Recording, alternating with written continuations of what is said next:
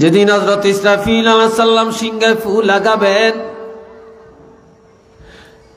সেদিন সমস্ত রূহগুলা কাতারে কাতারে দলে দলে দাঁড়িয়ে যাবে।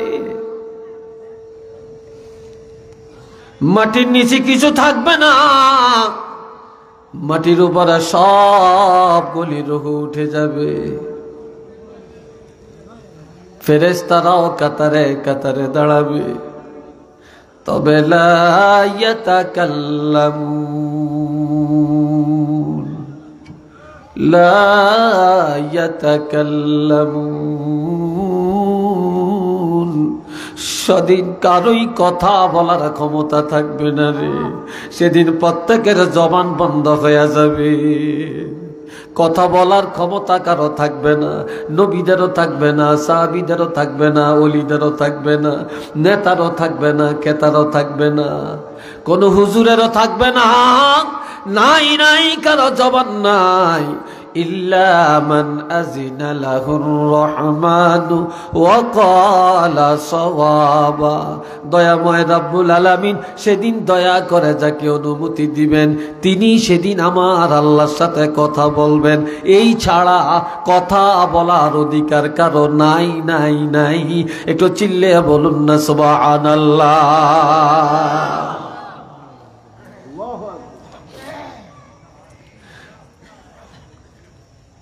সাহাবীরা জিজ্ঞেস করেন, ইয়া রাসূলুল্লাহ, সেদিন সবার জবান বন্ধ থাকবে, আপনারও জবান মোবারক বন্ধ নাকি? তখন নবী জবাব দেন, সাহাবীরা রে, যেদিন সব উলঙ্গ দাঁড়াবে, সেদিন আমি রহমাতুল লিল আলামিন উলঙ্গ দাঁড়াবো না।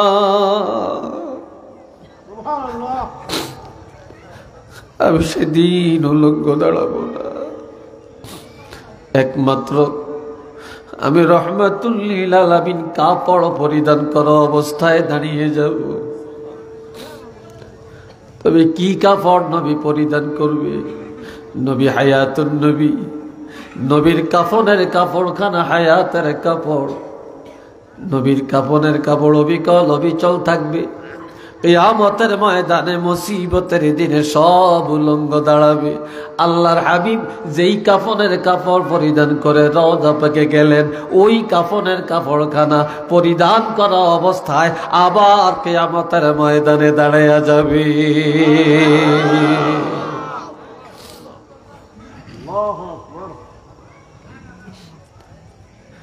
সাহাবীরা প্রশ্ন করলেন, ইয়া রাসূলুল্লাহ, যেদিন কারো কথা বলার ক্ষমতা হবে না, সেদিন আপনার অবস্থাটা কি দাঁড়াবে? নবীজি বলেন, সাহাবীরা রে, আনা খাতিবুহুম, যেদিন কারো কথা বলার ক্ষমতা নাই, সেদিন সকলের পক্ষ থেকে একমাত্র আমি রহমাতুল লিল আলামিন কথা বলবো।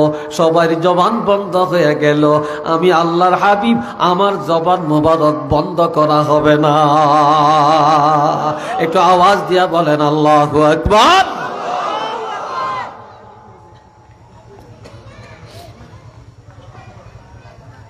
সাহাবীরা আবার প্রশ্ন করেন, ইয়া রাসূলুল্লাহ, সেদিন আপনার উম্মতের চিনবেন কিভাবে?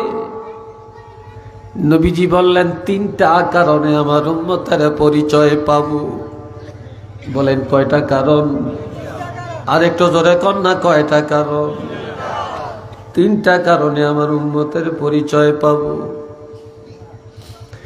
এক নম্বরের কারণ, গুররাম মুহাজ্জালিনা মিন আসারিল ওয়াজু, যারা দৈনিক 5 ওয়াক্ত নামাজ আদায় করেছে, এই অজুর জায়গাগুলা ভালো করে অজু করছে, ধৌত করছে, এই অজুর জায়গাগুলা কিয়ামতের ময়দানে পূর্ণিমার চাঁদের মতো ঝকঝক ঝকঝক করতে দেখা যাবে।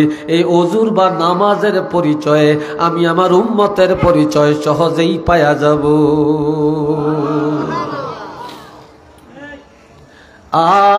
করে ওজুর পানিগুলো যখন শরীর থেকে টপ টপ টপ টপ করে ঝরে পড়ে, প্রত্যেকটা পানির ফোঁটার সাথে এই দেহের মধ্যে যত গুনাহ, এই গুনাহগুলো ওজুর পানির সাথে জড়িয়ে পড়ে।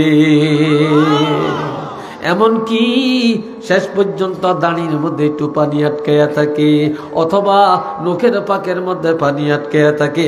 এইভাবে ঝাড়া দিলে ওই পানিটাও জোরে পড়ে, দাড়ি লাড়া দিলে পানিগুলো জোরে পড়ে।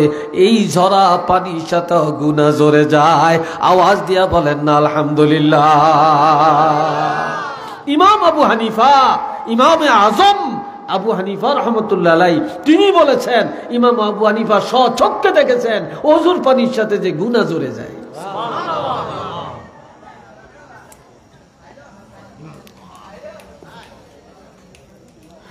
আল্লাহ, এবার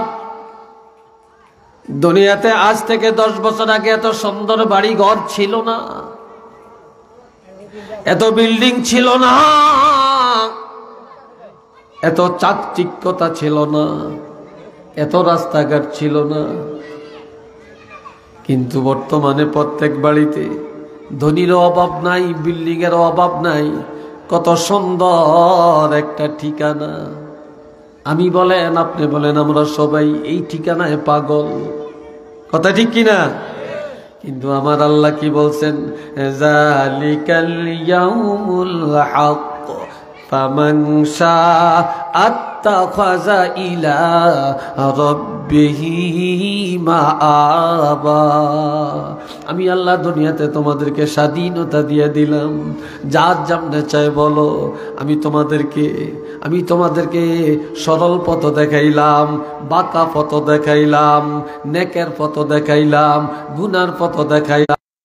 তবে জানিয়া রাখবা, সেই দিনটা সত্য, যেদিন কিয়ামত হবে, যেদিন সব কিয়ামতের ময়দানে দাঁড়াবে, যেদিন জর্রা পরিমাণ আমলের হিসাব দেওয়া লাগবে, এই দিন একেবারে বাস্তব।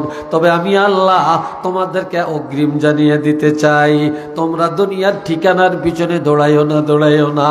যেহেতু কবরে যাওয়া লাগবে, কিয়ামতের ময়দানে দাঁড়ান লাগবে, মৌতের আগেই তোমরা এমন একটা ঠিকানা আল্লাহর দরবারে জান্নাতে বানিয়ে লাও, এই ঠিকানাটা লইয়া যেন কবরে যাইতে পারো। আল্লাহর দরবারে একটা ঠিকানা বানাইয়া ওই ঠিকানা লইয়া তোমরা কবরে মাথা দাও।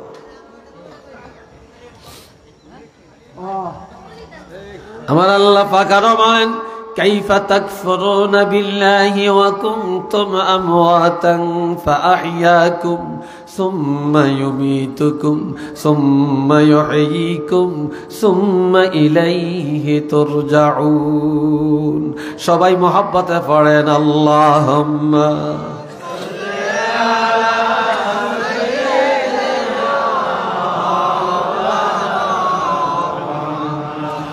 وعلى آل سيدنا مولانا محمد أرزر اللهم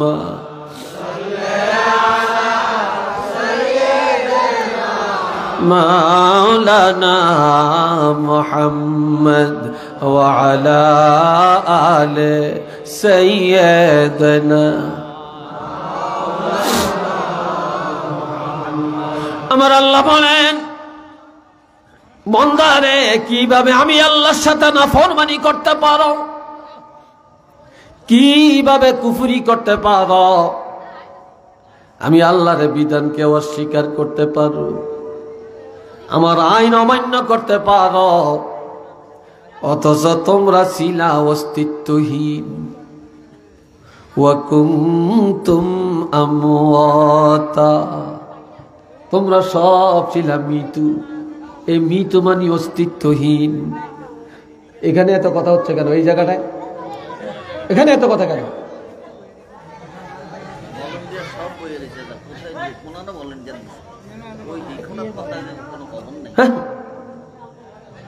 ওয়াজ হ্যাগটিন হুনুন দরকার।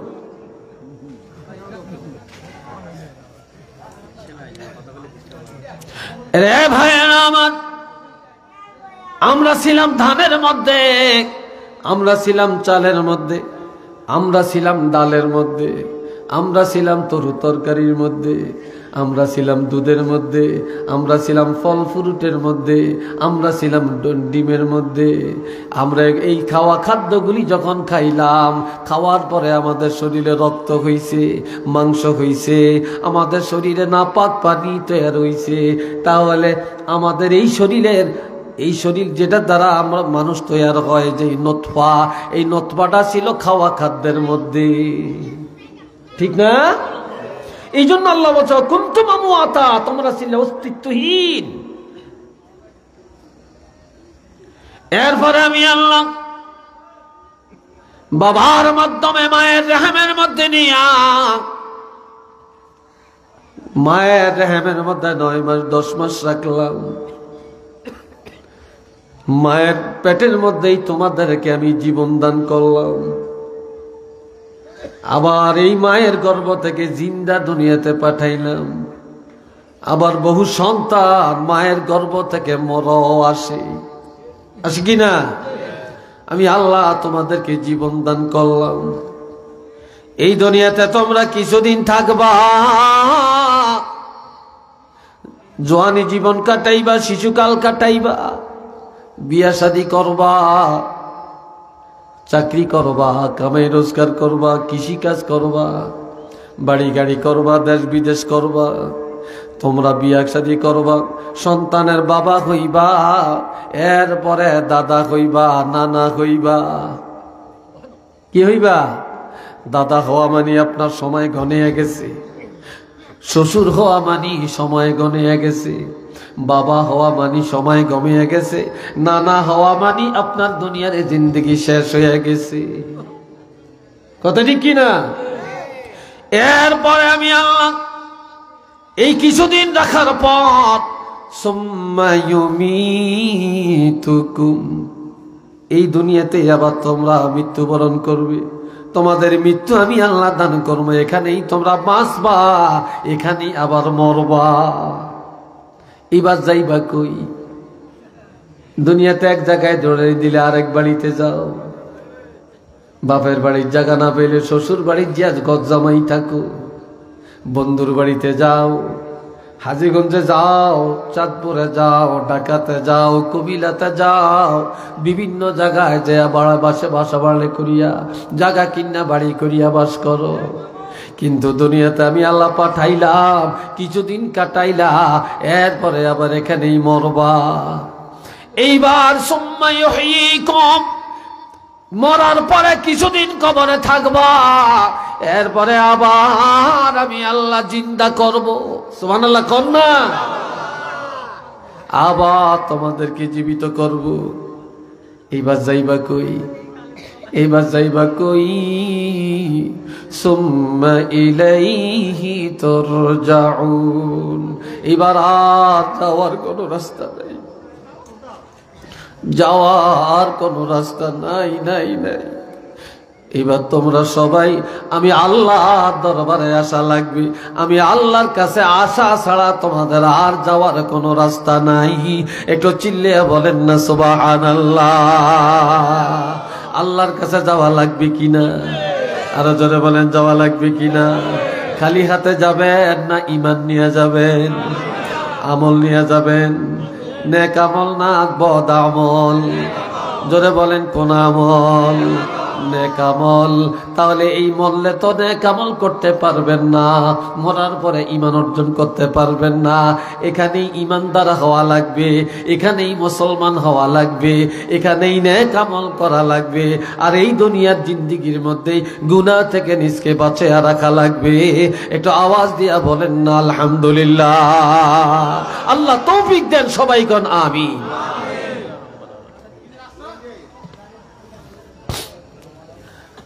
রে ভাইরা আমার, قل إن الموت الذي تفرون منه فإنه ملاقيكم عن محمود بن لبيد رضي الله تعالى عنه أن النبي صلى الله عليه وسلم قال اثنتان يكرههما ابن الآدم الموت والموت خير للمؤمن من الفتنة الدنيا ويكره قلة المال ওয়াকাল্লাতুল মাল কিল্লাতুল হিসাব। এটা আল্লাহু আকবার কোন না? আল্লাহর হাবিব ইরশাদ করেন, দুইটা জিনিস মানুষ বেশি অপছন্দ করে। কয়টা? জোরে বলেন কয়টা? দুইটা জিনিস মানুষ পছন্দ করে না। তার মধ্যে বনি আদম দুইটা জিনিস অপছন্দ করে, তার মধ্যে এক নম্বরে অপছন্দ করে মৃত্যু। কেউ মরতে চায় না, কেউ মরতে চায় না, সবাই বাঁচতে চায়, ঠিক নি? সবচেয়ে বেশি অপছন্দ করে মরণটারে। একটু বাঁচার জন্য দেশ বিদেশ যায়, বাড়ি বিক্রি করে, ঘর বিক্রি করে, সোনা বিক্রি করে, এরপরও ডাক্তারের কাছে যায়, মাদ্রাজ যায়, ভারত যায়, সিঙ্গাপুর যায়, আমেরিকা যায়, এরপরও কেউ বাঁচতে পারে কিনা বলেন? বলেন পারে? এরপরও কেউ পারে না।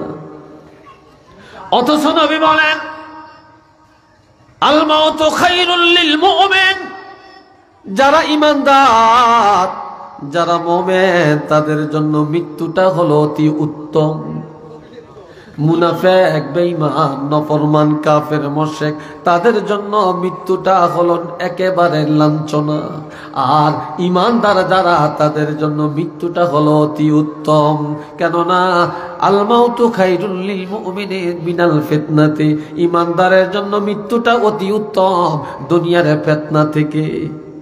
দুনিয়া থাকলেই তো গুনাহ, দুনিয়া থাকলেই তো গুনাহ, দুনিয়া থাকলেই মিশা কথা, ধোঁকাবাজি, রংবাজি, সিটাবাজি, সিটারি, মুনাফিকি, পরের ঠগান, ধরন মারণ, আর অহংকার, গর্বরিয়া, হিংসা, দুনিয়া এগুলা ফিতনায় ভরা। ঈমানদারেরা দুনিয়ার এসব ফিতনা থেকে বাঁচতে পারবে কবরে চলে গেলে। এই জন্য ঈমানদারের জন্য মৃত্যুটা হলো অতি উত্তম। আওয়াজ দিয়া বলেন না সুবহানাল্লাহ। দুই নম্বরে ওয়ায়াকরাহু কিল্লাতুল মাল। কম টাকা মানুষ পছন্দ করে না, কম জায়গা পছন্দ করে না, সম্পদ কম এটা কেউ পছন্দ করে না, টাকা কম এটা পছন্দ করে না। সবাই চায় অনেক টাকা, সবাই চায় অনেক সম্পদ, সবাই চায় অট্টালিকা। কিন্তু আমার রাসূল বলেন কিল্লাতুল মাল কিল্লাতুল হিসাব, যে কম টাকা কম সম্পদ, কিয়ামতের ময়দানে হিসাবও কম। কিয়ামতের ময়দানে কি হিসাবও কম। আর যার সম্পদ বেশি তার হিসাবও বেশি, ঠিক কিনা? অথচ এই দুইটাকে মানুষ অপছন্দ করে। আর এই দুইটার কথাই রাসূল ভেঙ্গে পড়লেন, যার জন্য আমার ভাইরা রে, হযরত ওসমান গনি রাদিয়াল্লাহু ফিল জান্নাহ, আল্লাহর রাসূলের জবান মোবারকে বললেন, হযরত ওসমান গনি রাদিয়াল্লাহু জান্নাতে যাবে। আরো আস্তে কর, নবী নিজে বলছেন এর জান্নাতি। এরপর তিনি যখন কোন কবরের কাছে দিয়া যান, হযরত ওসমান গনি রাদিয়াল্লাহু কানতে কানতে অস্থির হয়ে যান। সাহাবীরা বলে, হুজুর আপনি তো জান্নাতি, আল্লাহর হাবিব বলেছেন আপনি জান্নাতে যাবেন, এরপরেও আপনি কবর দেখলে এইভাবে কান্নাকাটি করেন কেন? কি কারণে আপনি কাঁদেন? হযরত ওসমান গনি রাদিয়াল্লাহু কেঁদে কেঁদে বলেন, আল কবর আউয়ালু মানজিলিম মিন মানাজিলিল আখিরা। আখিরাতের যতগুলা গেট, যতগুলা দরজা, যতগুলা ঘাটি, কবর হলো প্রথম ঘাটি, প্রথম গেট। এই প্রথম গেটের মধ্যে যেই লোকটা নাজাত পাওয়া যাবে, সব জায়গায় নাজাত পাওয়া যাবে, আর কোথাও ধরা খাবে না, খাবে না। আর যে লোকটা কবর প্রথম গেটের মধ্যে ধরা খায়া যাবে, এই লোকটা আর কোন গেটের মধ্যে নাজাত পাবে না। একটু চিল্লিয়ে বলেন না সুবহানাল্লাহ।